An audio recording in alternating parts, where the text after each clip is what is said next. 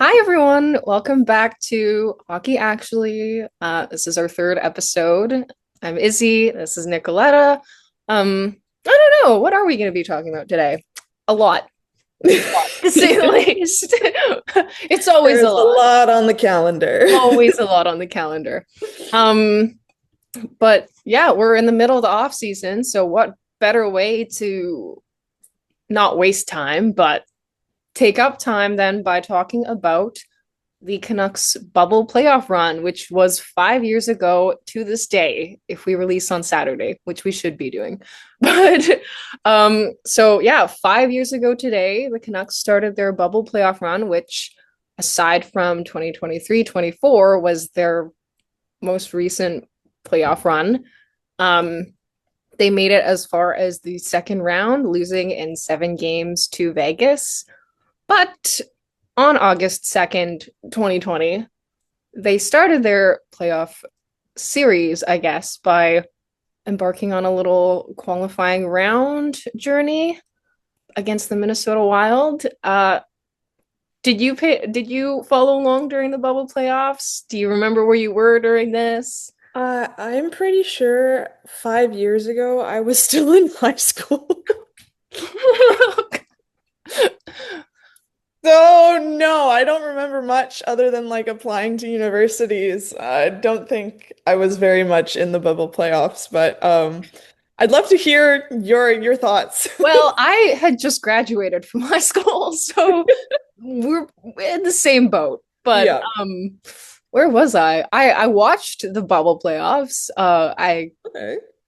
I I think I was doing a not an internship, but I was doing a job at the time for one of my friends' companies, and I remember I hope he's not listening because then that might be.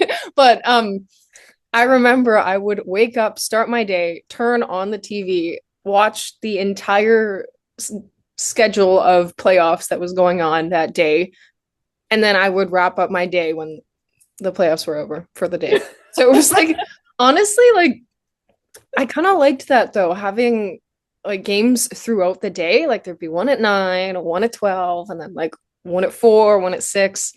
And it'd just be like a full day of games. And You for just be someone who swimming. was at home all the time, I don't know, I kind of liked it. Yeah, I was swimming like 24 hours a week, so I didn't Oh have gosh. I thought I you were didn't gonna have say the time. I thought you were gonna say 24 hours a day. And I was like, No, that would be crazy. No, hmm. no, no. It's like 8 practices a week, not including gym time, so I Oh didn't have time to breathe. gosh. That's kind of important when you're swimming. Yeah, well, actually, you'd be Oh. surprised. Breathing is an option in swimming, but we're not here for swimming. I mean, We we can talk. can be. Yeah. If anyone has any swimming related questions, they can ask me. I was in sport for 18 years, so long enough. Vancouver sports media's swimming pro right here. Anywho, back to our little bubble Yeah, playoffs. back on topic. Yes. Yeah, so yeah, they started off the playoffs with that qualifying series against the Minnesota Wild, beat them in 4 games. Whoop whoop. That I think the most memorable thing about that series for me, as I'm sure it is with the rest of the Canucks fan base, is in overtime of that final game when Chris Tanev scored from the blue line to send them to the next round.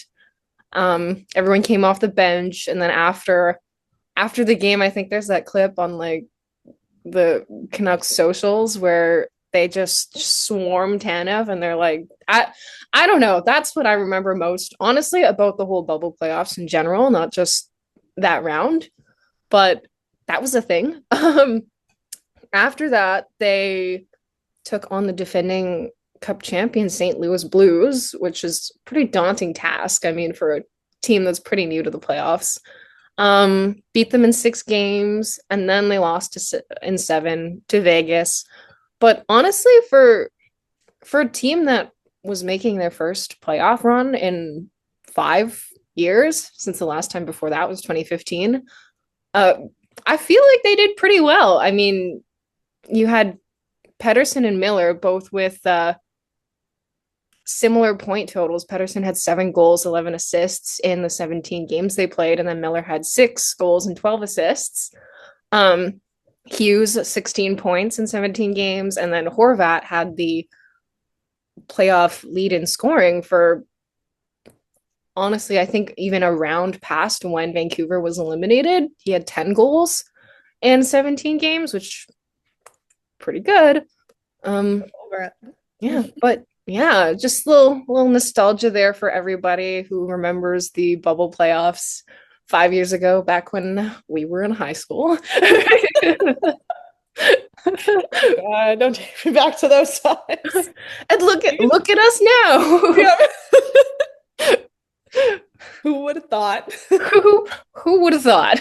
Anyways, um, yeah, so there we go. There's your little throwback to start the episode off. Um, Now let's throw it forward. Because we've got the first ever World Championships for women's para ice hockey coming up in August, which is so exciting. And I guess I can take the reins on this one just because I've interviewed now two wonderful women from the Para Ice Hockey Canada team, Christina Picton and Alana Ma, and just their stories are so inspiring. So I learned a little bit more about para ice hockey, and I hope that my information is accurate and bestowed upon you guys. So it's basically called, like, it used to be called sledge hockey. And what they do is players sit on sledges fitted with skate blades and use two shortened sticks, one end to like shoot and push the puck, and the other end equipped with metal picks to propel themselves along the ice. So it's actually even cooler because they're playing with two sticks. Like they can yeah. pass. I was talking to Alana about this. I was like, "Do you ever do like cool, like you know how in basketball they bounce the ball Oh between yeah, their like legs? Yeah, like do yeah. you ever Hmm. like pass underneath?" She's like, "Yeah, we do that all the time. Like Oh, it's like a cool little thing." I was like, "Oh, damn." And the game's pretty much the same from hockey, including like the rink sides, three periods, offsides, and body checking, with like slight equipment modifications just for safety and accessibility. right. Um, men's para hockey has been in the Paralympic program since 94, but the women's is like very limited. Like as we said, like this is the first worlds that they're having in 2025, which is a bit absurd. But there were dedicated women's competitions such as like the Women's World Challenge from 2022 to 2024 and the inaugural Women's World Championship that's coming up now. But yeah, do you have any like questions or want to throw something in there? I mean, like, first off, it's just surprising that this is their inaugural like Olympics in like 2025, right? Like Not I feel like Olympics, World for World Championships. Championships. Yeah, it's not even like I have a little bit more about this stuff, but they're not even included in the Olympics, I don't think, in Really? 2026. Yeah, Hmm. which is a little bit interesting, but yeah, so this World Championships is for them. And I'm super excited. I'm just I'm I'm just still surprised that it took like this long, I guess, but especially since the you were saying the men's started in 94, right? Like, Yeah, that's like what, 30, almost yeah, 30 years later. yeah. So a bit absurd Hmm. in my opinion, Yeah. but Do we know when the World Championships start? yes, they are August 26th to the 31st of this year. Ooh. They are in Slovakia, the winter Mm. stadium that they have there. Hmm. The teams are actually really interesting, and I wanted to bring this up because Hmm. I thought that this was a very cool way to make it more inclusive. So the teams are Canada, USA, Great Britain, Norway, Australia, and a team called Team World, Hmm. which is Okay. multinational. So Okay. countries that don't have enough players, it's basically like a mesh, Mm. like from like I think Japan had a team in the what's it called? The World Challenge. Hmm. And just like different basically players from different countries come together and they play as a team, which I Mhm. thought was really cool and a good Yeah. like addition to make it more expansive and like include more people Yeah. because obviously it is still very limited in its spectrum, but you want to be able to include those that have the ability and are capable of. So Mhm. I quite like that idea. What are your thoughts? I was gonna say, like, having that kind of world team, you open up more markets for fan bases, right? Just by having even like one or two players, right? People in that country might be like, oh, this player is representing us at thing, even if it's not that country's team, like not like a Team Canada or Team US, but like they're still going to be there, right? So I think especially for what sounds like a sport that's pretty like starting out internationally, I guess, I feel like that's pretty important to have that representation, even if it's not on like a wide team scale. Yeah, Yeah. exactly. I just think like I'm expecting it to kind of serve as like a springboard for any like Paralympic inclusion in future winter games, like kind of like the starting point to something bigger. Hmm. And talking with Christina and Alana, I think they were both just super excited for the opportunity to be able to showcase their skills on like a world championship level. Hmm. And hopefully, I hope that if not the 2026, the following 2030 Paralympic Paralympic Games, yeah, Paralympic Games includes Yeah. ice hockey. So we'll see. Mhm. But speaking of the players, I think that there are people that you should be looking out for in Worlds if you decide to watch. Mhm. Very lovely people, I must admit. So I'm just going to start with Christina, and do you want to read about Alana afterwards? Yeah, I can do that for sure. Okay.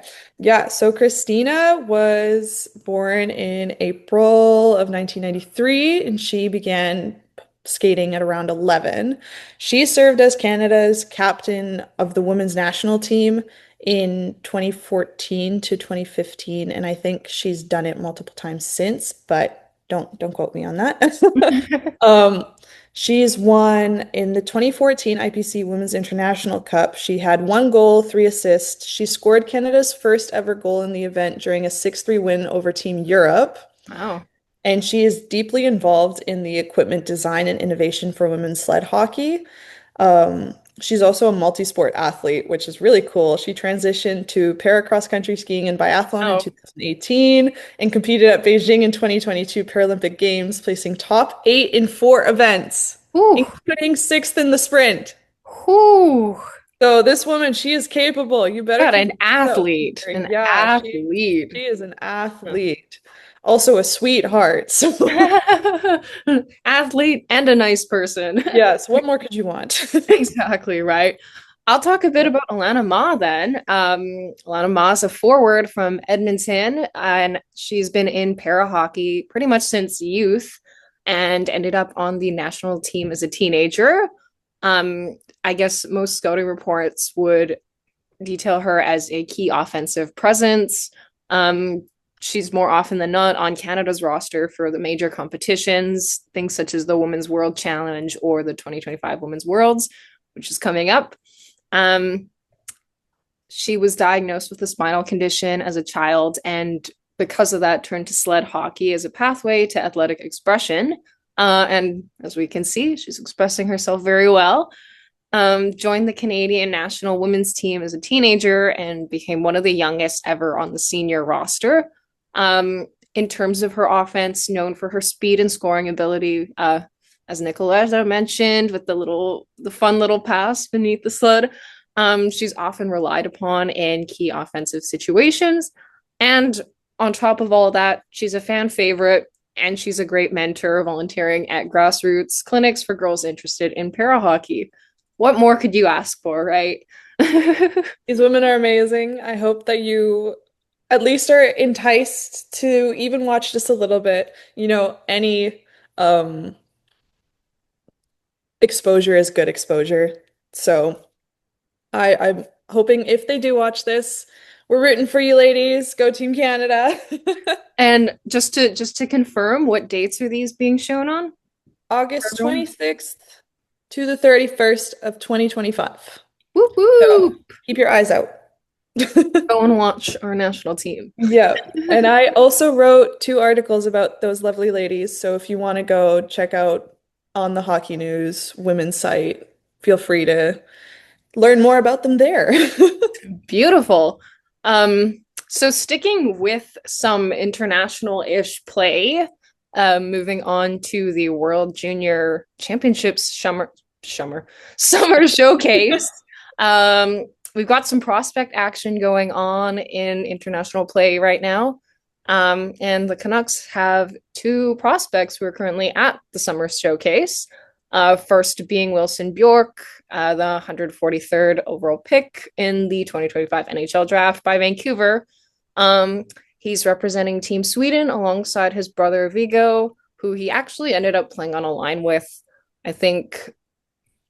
Oh, okay, if this is coming out Saturday, on Wednesday, I think it At was. some point in the past At week. some point, he might be playing with him on Friday as well. We Yes. don't know. But as of right now, as of Thursday, he has 4 assists in Sweden's 3 games. And Sweden has won all of their games so far. Let's hope I didn't jinx them after saying that. Um, but yeah, his brother Viggo is projected to be a first round pick, pretty high in the 2026 draft. So that's something to keep an eye on. And I guess it'll have passed by the time we publish this, but Sweden and Canada will have played on Friday, August 1st. And this is significant because Canada or the Canucks' other prospect, Braeden Cootes, is playing for Team Canada. So we'll get to see some Canucks prospect action facing off against one another right now. Coots' tournament has gone differently than Björck's. He has yet to record any points, and he did end up being listed as the 13th forward in Canada's game on Wednesday, I believe it was. But he was initially listed as a scratch, but he did end up playing fourth line minutes with the amount of games left to go. Hopefully, he is able to kind of elevate his role a little more, but we'll see. But on the topic of Coots, let's have a little discussion on who Vancouver's top prospect is right now. It's that time in the off season where draft has happened. We're looking at the prospect cabinet. Do we want to talk a bit about who we think the Canucks' top prospect is at the moment?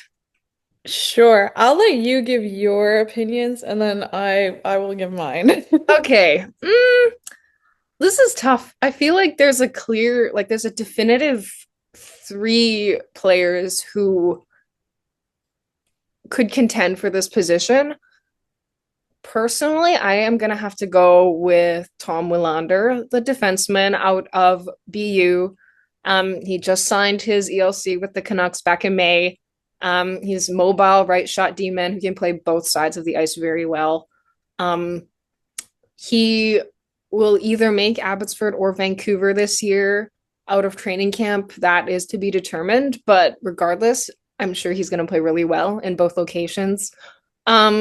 He chips in offensively, but not to the same degree as Hughes, which isn't a bad thing, especially given that if he does make the main roster, that's not going to be his main responsibility, given that, of course, Quinn Hughes is in the lineup.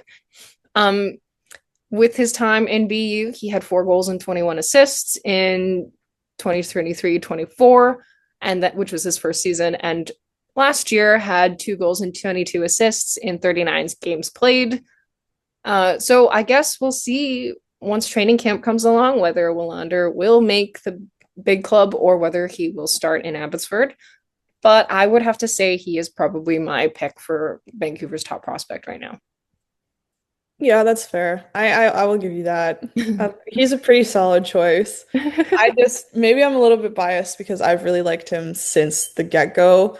I'm gonna go with Jonathan Lekkerimäki. Hmm. He is just he's been an absolute favorite to watch, and I think he, while has been mentioned as like emotionless, like he does have a lot of character in his play. He's proven to be a goal scorer. How can we forget the little twist of his stick before the shootout against Markstrom. Oh my God. That you remember that? Did you I ever watch? remember that. Yeah. Yeah, that was crazy. And Yeah. like honestly, I don't know why people kind of went off about it because I didn't think it was that big of a deal. Maybe it was just like a little tick or whatever. I don't think it was meant to be like Mhm. disrespectful.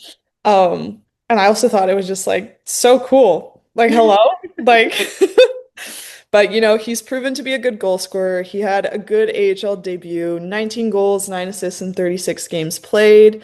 Um, he played 16 games in the playoffs this past season, with 3 goals and 4 assists, which isn't terrible, but still needs some seasoning, needs to cook a little bit. He's a former WJC MVP in the 23-24 season with 8 goals, 7 assists in 12 games, which is pretty good, I'd say. And Mhm. he's likely to score up some points in the NHL, in this season. But I think he's going to benefit a little bit more from Manny's style of play before going to Foot. So maybe he'll stay with the Abbey Canucks for a little bit and then be moved up. But I think there's a lot of potential in him, and I've had a lot of faith in him, and I still do. Absolutely. I mean, you can see like when he steps up his game, he really steps it up. Like there was, ooh, I want to say it was game 4 of the Calder Cup finals when he scored those 2 goals to help Yeah. Abbotsford win and put Charlotte on the brink of elimination. So he has that record of playing to his best when he's needed. I do think maybe because of the fact that he played in Sweden overseas for all of his career and last year was his first season, it takes some time to adjust, right? Like, I mean, the ice size is different. First off, the style of play is different. So I do think, like you said, we could see a different Jonathan Lekkerimäki come 25, 26. Who knows? I'm hopeful. Yeah. I'm hopeful. I think another player who could be in contention for this role, maybe not right now, but later on as the Canucks top prospect is the player that we mentioned earlier with the summer showcase, Braeden Cootes, Mr. 2025 first round pick. I mean, first off, you look at what the Canucks need most right now, that elusive second line center. He can very much fill that role. He's one of those players where he can play both sides of the ice as a forward, chip in offensively. But he was drafted only this year, so it is going to take some time for him to get to that spot. I mean, he is only like 18. So, He's got some time to cook. oh yeah, lots of time. Exactly. But even so, in his time with the WHL with the Seattle Thunderbirds, where he was captain, mind you, he still had 26 goals and 37 assists in 60 games. That's still quite impressive, mind That's you. running good. Exactly. But yeah, I feel like he is definitely in contention for that title as one of the Canucks top prospects. It just might take a little more time. I guarantee probably, and well, maybe not guarantee. Let me hold off that there. But I'm sure that in say 2 or maybe even 3, maybe not 3, 2 years, he will be up there as their top prospect, if not already in the lineup. I can agree with that. I would agree with that. Yeah. I'm hopeful. And okay.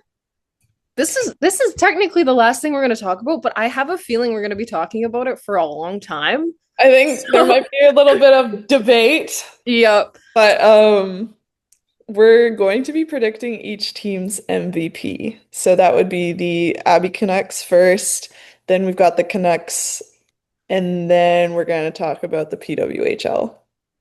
So you go ahead and start with Abby. Who's Okay. your MVP? I have to say in 2025, 26, I see Abbotsford's MVP being none other than Max Sasson. Um, I mean, honestly, you look at how he plays, he's got this high motor. He can play on both sides of the ice. He's one of those players who is battling in the boards, who will he's never turning that motor off. You know that already.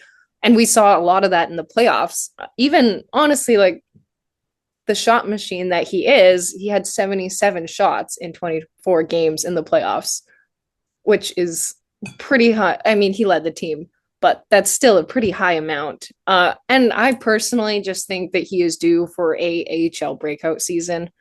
Um, Past couple seasons, he had 18 goals, 24 assists in 56 games played in 23-24. And then in 24-25, he had 13 goals and 19 assists in 41 games played. He's been with the team for this will be his third year now. He knows the system. He can play really well in it. He's very consistent when producing offense. The only thing I could see coming into that would interfere with that is him being called up to Vancouver. Because you have seen that where he could be on a tear in Abbotsford, and then all of a sudden he's brought up to Vancouver, plays there, comes back down. It's kind of like a break in the flow, right? So that could be an issue in terms of this projection that I have, but I can see Max Sasson being Abbotsford's MVP next year. I like, you know what, that's a solid pick. I enjoyed, and especially because he's a little bit on the older, he's like 26. Um I honestly want to say he's like 25, 24. yeah, like he's on the older side of like his NHL, like AHL like debut, I guess you could say. Mm. But he's still a very capable player, and you know what, I respect your decision, but I'm gonna have to disagree. That's okay. It's a podcast. We're all about Yeah, debating. exactly. And I'm gonna go ahead and shout out Mr. Arshdeep Bains as Good Abby's pick. MVP. Good pick. Here are my reasons.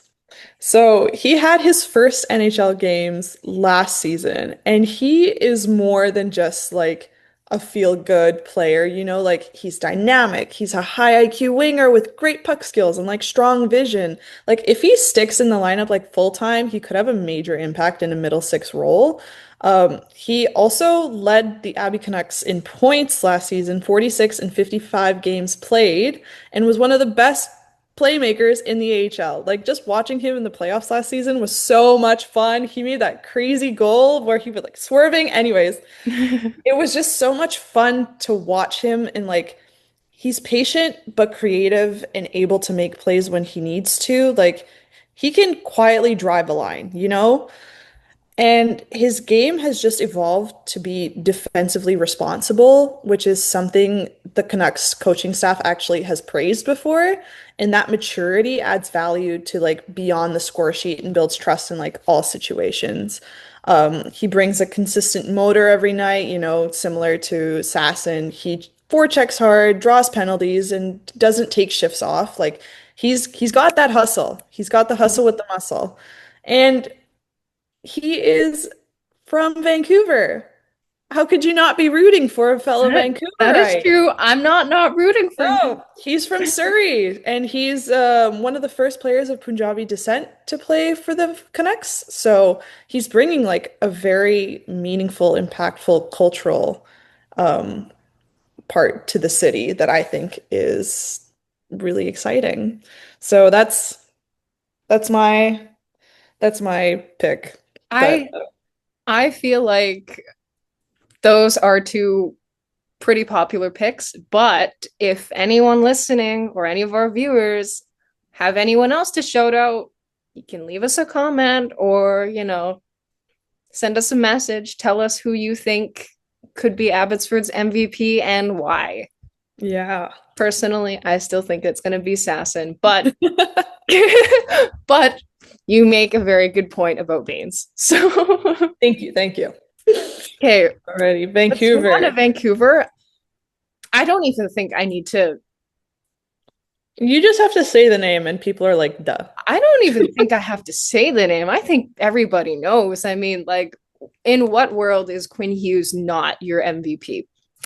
I mean, honestly, you look back at ever since he started in the league, arguably he has been their team MVP ever since then, in my opinion.